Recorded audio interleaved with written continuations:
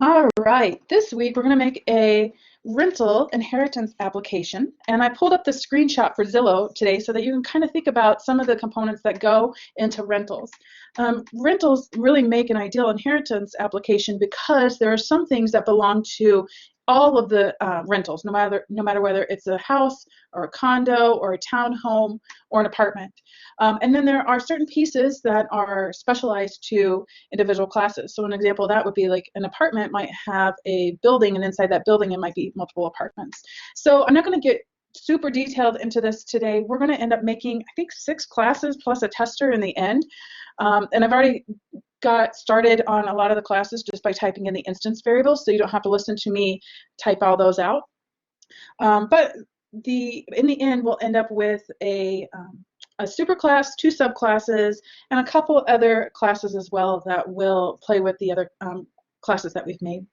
So whenever we think about rentals, again, this is from Zillow, went out here this morning and I took a look under rental buildings and apartments for rent. They actually both linked to the same page. They had a picture of the apartment building, and then they had 1 bedroom, 2 bedroom, 3 bedroom all the way across here for the different units inside of those buildings. Rather than taking 2 different screenshots, I just used the one.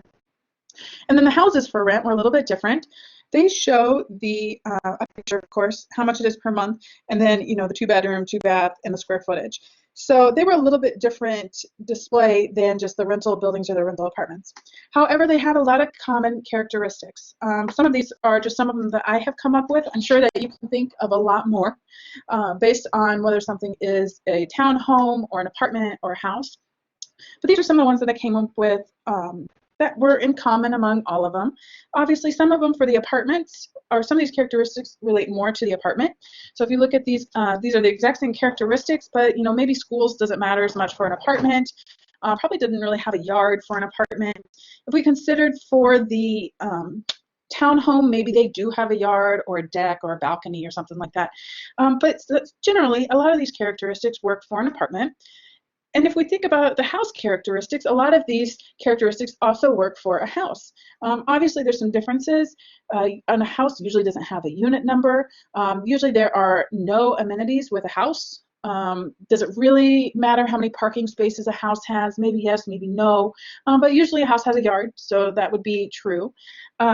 But generally, they share the same characteristics. So let's pull those same characteristics that both the house and the apartment share, and let's pull those out into a rental class that would contain the information that all of these subclasses would have. So in the slide is an example of things that all of the houses and the apartments might share in common. So the ones that they don't necessarily share are grayed out.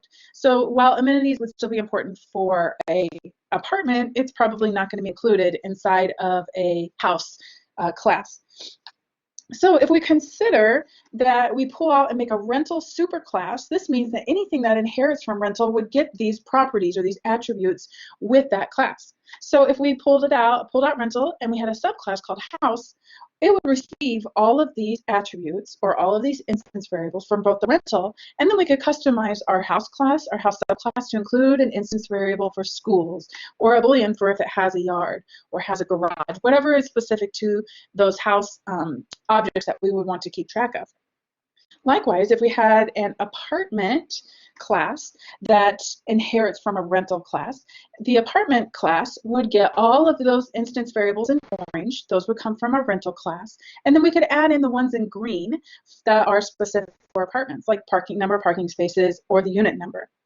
Now, I've made the amenities into a different color because that may go inside of a different class called building. So if you think of apartments, usually there's a complex. Very rarely do you just have an apartment sitting by itself. Usually it's part of a complex or a building or something along those lines. So what if we pulled out that amenities and we associated that amenities with the building? So then all of the apartments that were inside of that building would have the same amenities, which would be true, I would assume, that if a building has a swimming pool, that all of the apartments inside of that building have access to that swimming pool. So on my left-hand side, those are definite features that I would probably put inside of a building class. questionable ones on the right-hand side, maybe is it ADA accessible? Would it be more for the building rather than the unit or the apartment inside the building? I'm not sure about that. Laundry on site versus laundry inside of individual units. Again, I'm not quite sure. Should the ad go with the building or should the address go with the apartment? That's hard to say. I left it in with the rental class in this case, and then put in the number of units too. Now, this is an interesting one. A lot of times you will not store instance variables for items that you can compute and find the answer to. So I probably would not have an instance variable called number of units, but rather I could do a loop and I could cycle through and find out how many apartments contain the same building, and that would tell me the number of units. So something to keep in mind, anything that kind of does computation, like maybe a total price or something along those lines, those may not necessarily be instance variables because they can be computed. So our class structure is looking a little bit like this so far. We have a rental class, that's going to be our super class. We have a house and an apartment class. Those two components are going to inherit from our rental class. And then we have a building class, and that is not going to inherit or extend to the apartment class. Instead, it'll be an instance of an object inside of our apartment class. So if you think about last week, or maybe it's this week, it's all running together, guys, we had a league project that had a team inside of it and had a roster. Well, the roster contains members for the team, but it doesn't inherit from those. So that's just going to throw that in there so you can get a little bit more experience in using that.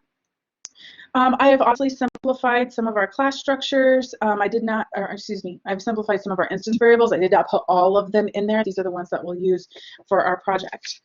From a conceptual point of view, this is kind of what we're looking like. We have 5 classes so far. Oh, only 4. We haven't talked about lease yet. I just realized that. We have our rental superclass. House and apartment will inherit from rental. Then we have the building. It doesn't inherit from anything. And then we also have this lease guy that we're going to talk about. The lease is going to use our super and subclasses. And then outside of all these, we have our tester class. And our tester class is our one class that will contain our main method. And it is where our program will run. So our classes are out there just to support our program, and we will actually make our rentals and our leases and our buildings inside the tester class. The lease attributes or attributes for a lease class is going to be either an apartment or a house, and we'll have a start date time, an end date time, and then a renter object. So we have a couple different things going on inside of this class. We can use the generic rental class, which is the super class, and whenever we use the super class, that means that we can then use any of the subclasses underneath it that inherit from rental. So with my lease, I'm either going to have an apartment or a house as the attribute, or excuse me, as the instance variable for the lease, and then start date, start time.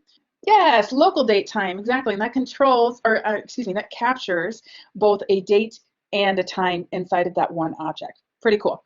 All right, so we can use that local date time for our start date and our end date for our lease. And then we can create another class. I know what you're saying, another class. Are you kidding me? Well, our renter class is an obvious, or a renter object should be an obvious class, because with a renter comes a first name, a last name, a phone number, maybe a social security number as well. So there's a lot of different pieces that could also be added into that renter class. So we'll reference that class whenever we get ready to put in a lease as well. So now our class diagram, again, it looks a little bit like we had earlier. We have our rental, house and apartment, our lease, which will use both the rental class and the renter class. And we have a building that went to an apartment, and then we have a renter, and of course we have the tester class out there all by itself. Now, this sheet here is one that I attached inside of the announcement today. So if you want to go download that really quick so you can reference it, these are all of the instance variables that I'm going to create with this project. You are welcome to use more than I've provided in your implementation, but these should be the ones that we minimally see. So we are, and once we create this class structure, we're going to pop over and create a rental tester class, and that will have the main method inside of it. So I'm going to flip over to Eclipse in just one second. I also want to show you this next slide. This is the rental tester class. This is what we'll do inside of the rental tester class so that we can test our classes. This slide is also out there inside of that PDF. So they're just screenshots of those 2 slides if you want to pull those down and reference them.